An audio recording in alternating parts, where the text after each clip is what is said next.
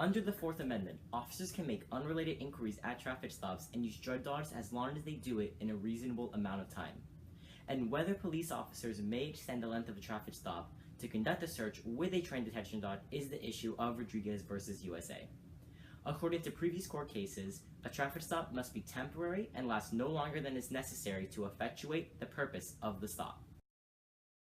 This case was argued on January 21st of 2015 and decided on April 21st of 2015. So, Denis Rodriguez was driving his car down the highway and suddenly swerved into the shoulder of the highway. He was pulled over by a police officer.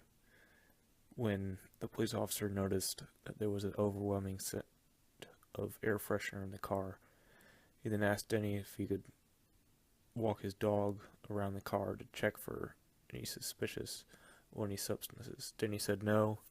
The officer pulled him out of the car and conducted the search.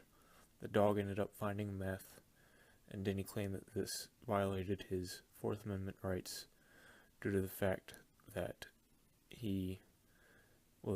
there was no reasonable suspicion for that, and he had to be held there for longer than he should have. In the end, the court decided 6-3 in favor of Rodriguez, and that the mission of a stop determines its allowable duration, and authority for the traffic stop ends when the mission was accomplished. And since Rodriguez was pulled over for swerving into the shoulder lane, the dog was not as legal.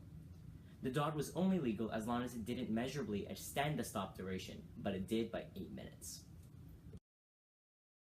Some dissenting opinions. Justice Clarence Thomas said there was reasonable suspicion for this, therefore the canine unit was it's legal.